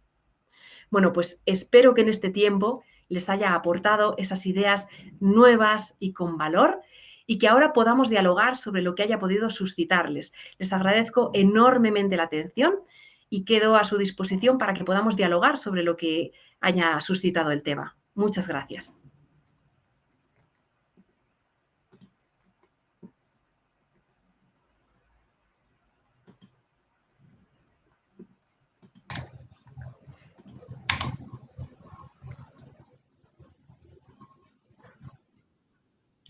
Gracias, Victoria, por tus aportes. Ahora vamos a iniciar no una ronda de preguntas, sino que ya hemos visto que el chat está abierto, hay muchas preguntas y vamos a hacer un poco la misma dinámica de hace un momento para que podamos de esa manera respetar un poco el tiempo y podamos concluir a la hora indicada. Bien, entonces tengo acá una pregunta que dice lo siguiente. Me gustaría saber cómo podría plantear esas actividades del cuento, del dibujo, dentro de un proyecto de innovación educativa. Muchas gracias, en primer lugar, por la pregunta. Creo que es una pregunta que tiene múltiples respuestas y yo me imagino que estarán pensando, cuando se refieren a innovación educativa, también al empleo quizá de las nuevas tecnologías, ¿no?, que normalmente solemos relacionarlo porque pensamos que quizá nos vaya a aportar esas nuevas ideas con valor. Siempre podemos rescatar estas herramientas que nos parecen quizá como más tradicionales, entre comillas, ¿no?, que es el cuento, el dibujo. Lo podemos relacionar con nuevas herramientas, además, que precisamente por ser más interactivas, atraen la atención de los niños, ¿no? Yo, por ejemplo, particularmente, con mis alumnos en el aula, ellos van a ser maestros, tanto de inicial como de primaria. Cuando trabajamos el cuento, buscamos también herramientas interactivas que permitan realizar nuevos proyectos, ¿no? En este caso yo recuerdo, además es que ahora mismo lo tengo en mente, el último proyecto que hicimos, que lo hicimos a través de la herramienta Storyboard Dad, en la cual los alumnos elaboraban sus propios cuentos, ¿no?, a través de esta herramienta que la podemos encontrar online, ¿no? Y que también podemos imprimirnos nuestros propios cuentos. Entonces, no sé si realmente la pregunta iba enfocada a ello, pero sí que es posible, de alguna manera, innovar también a través del cuento, del dibujo. ¿Por qué? Porque no olvidemos que al final la innovación no se trata solo de emplear nuevas tecnologías, que aquí es lo que yo acabo de hacer, ¿no? Sino de observar la realidad del aula, ver qué es lo que necesita y responder de manera novedosa, ¿no? Yo estaba hasta ahora realizando una intervención educativa, quizá no funcionaba y tengo que innovar, hacer algo nuevo, introducir ideas con valor, ¿no?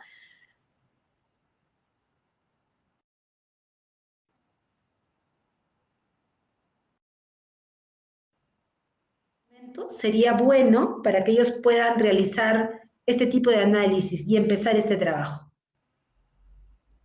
Bien, creo que la pregunta igualmente es muy buena y creo además que cualquiera de nosotros puede iniciar este trabajo siempre siendo conscientes que tenemos que tener unas pautas de base, ¿vale? Yo antes les comentaba que nosotras empezamos estudiando lo que significa el color, el trazo y también y sobre todo, ¿vale? Siempre que nosotros, donde allá no lleguemos, recurrir a un profesional, porque al final nosotros podemos ser maestros y necesitamos también de un psicólogo, un psicopedagogo que nos ayude a interpretar y a encauzar.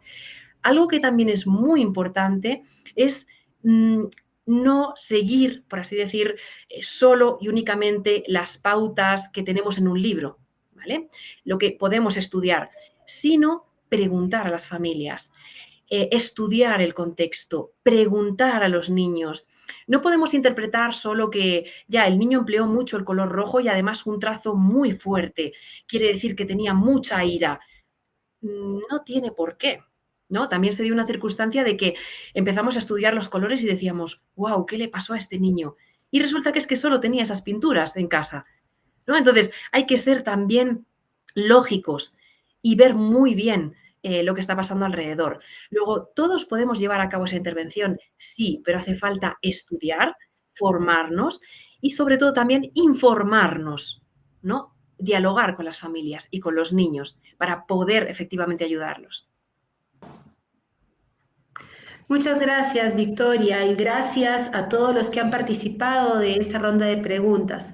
A continuación, invito a hacer uso de la palabra a la magíster Ana Galeano Moyano, directora de la Escuela Profesional de Educación de la Universidad Católica San Pablo, quien nos brindará las palabras de cierre del Congreso. Adelante, por favor.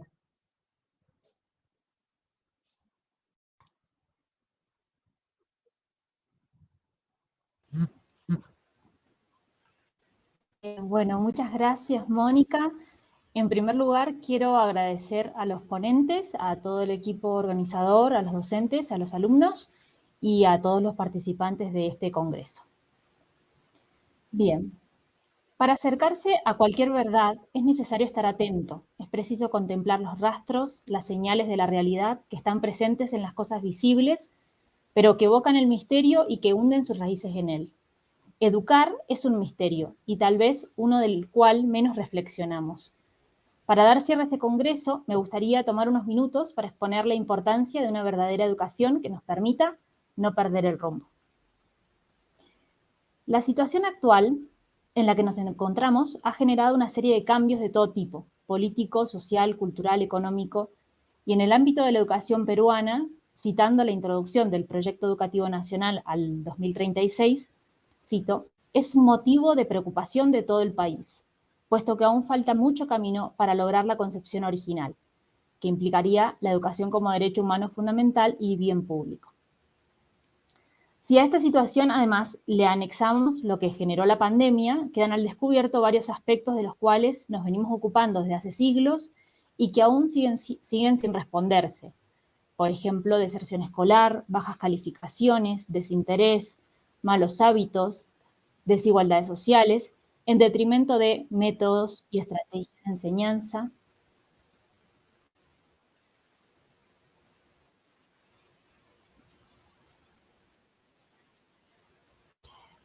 En detrimento de métodos y estrategias de enseñanza, medios y recursos, innovación educativa, por nombrar algunos ejemplos. En estos días hemos conocido y analizado los propósitos del Proyecto Educativo Nacional al 2036, los cuales se sintetizan en 4 grandes tópicos: vida ciudadana, inclusión y equidad, bienestar socioemocional y productividad, prosperidad, investigación y sostenibilidad. Y además reflexionamos acerca de algunos desafíos y estrategias para lograr dichos propósitos. Sin embargo, una vez más, podemos caer en uno de los errores del pensamiento actual: preguntarnos acerca del cómo, pero no del para qué, lo cual muchas veces hace que permanezcamos obedientes y nos resignemos mientras la ideología se disputa el terreno de la educación. Juan Carlos Ballesteros, en El saber pedagógico, afirma que si comprendemos con nitidez para qué educamos, comprenderemos de igual manera cómo hacerlo, y nunca al revés. En tal sentido, educar, más que solo lograr la ciudadanía plena, más que crear generadores de cambio, más que promover capacidades y competencias, más que inculcar valores, es lograr el perfeccionamiento intencional del hombre, que tiene como fin el estado de virtud, el cual es posible alcanzar de acuerdo con su propia naturaleza. Entonces, y a partir de esta perfección, lograr los más grandes frutos individuales que se manifestarán en la mejora de la sociedad. El cuadro está completo aunque no terminado, dice Tolkien en Hoja de Nigel, y bien podrían tomarse sus palabras para referir justamente al proceso de perfección constante que implica una verdadera educación. Es cierto que necesitamos una renovación de la enseñanza, pero esta no se resuelve ya apelando, como hasta ahora, a meras soluciones de forma, sino que necesitamos volver a los principios y fundamentos de la educación. Entonces, hoy lo urgente y necesario es volver al verdadero sentido de educar, porque si bien todo cambia, la naturaleza humana no. Ahora bien, si pensamos en el desafío del docente en la edad para no perder el rumbo, podríamos resumir en 3 puntos que a mí me parecen fundamentales: enseñar a leer, enseñar a pensar y enseñar a asombrarse de la realidad. Veamos algunos aspectos de cada uno. Enseñar a leer. Sabemos que la palabra es el reflejo del pensamiento y de hecho toda educación comienza por la palabra. La lectura nos acerca a un mundo de pensamientos que permite la ampliación de nuestro intelecto. Aún así, la propuesta es leer los grandes libros, los clásicos, aquellos que no cambian con el tiempo, porque justamente hablan de la realidad del hombre. Patricio Randle, en Educación para tiempos difíciles, indica que resulta inadmisible que un universitario ignore hasta los nombres de los autores de los grandes libros. Y dice, ¿cómo podría usarse la palabra filosofía sin haber leído jamás a Platón y Aristóteles, a San Agustín y a Santo Tomás de Aquino, a Kant y a Hegel? ¿Cómo podría pretenderse saber qué es la literatura sin haber tomado contacto directo con Homero, con Virgilio, con Cicerón, con Dante, con Shakespeare, con Cervantes? ¿Y cómo puede alguien considerarse moderno sin frecuentar Dostoyevsky, Ortega y Gasset, Peggy? Por otro lado, debemos enseñar a pensar. A esto debería apuntar la educación universitaria, puesto que el centro de la tarea debería ser la educación de la inteligencia, aquello que lo constituye al hombre como tal. En este sentido, sería realmente revolucionario enseñar a pensar de manera ordenada y estructuralmente, de modo que permita formar un criterio propio, fundamentado en el discernimiento lo más inteligentemente posible. Debemos enseñar a pensar. Nuestros alumnos lo necesitan y nos lo reclaman, porque además nadie puede asombrarse de aquello que no conoce. Y finalmente, enseñar a asombrarse. El asombro de la realidad debería ser el fin de toda pedagogía. Necesitamos una educación de la mirada, redescubrir en la realidad lo que ya está en la realidad. En un tiempo en el cual hemos perdido la capacidad de asombrarnos, debemos redescubrir el verdadero sentido de las cosas, debemos redescubrir la belleza, el sentido, el por qué y el para qué se hace lo que se hace. Y de esta manera, ver, contemplar y entender que todo lo que nos rodea es don. Tamaña tarea la del docente, sin mencionar que es necesario cultivar todo esto en cada uno de nosotros antes de enseñarlo, puesto que, al decir de Chesterton, hay que estar lo suficientemente seguro de algo para decírselo a un niño. Frente a la situación actual, entonces, el gran reto del docente es redescubrir la realidad de la naturaleza humana y la necesidad de la educación que en ella se esconde. Porque si bien Han habido muchos cambios. La educación se da en el ámbito de la realidad humana, la cual nunca cambia. Nuestros estudiantes siguen teniendo sed de verdad, de bien y de belleza, y ahí radica el desafío de nuestra tarea. Educar sin perder el rumbo, en definitiva, consiste en aprender a buscar y a disfrutar del bien, la verdad y la belleza en todas sus manifestaciones. Muchas gracias.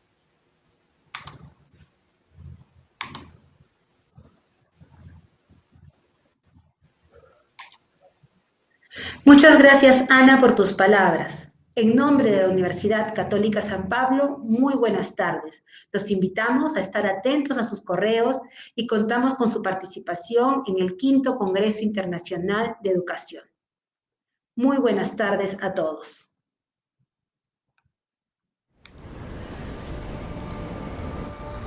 En Cerro Verde, avanzamos de la mano de cada arequipeño.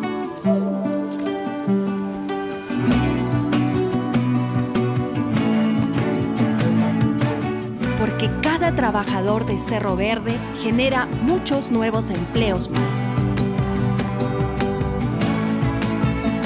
formando una cadena de más de 100.000 puestos de trabajo en distintos sectores.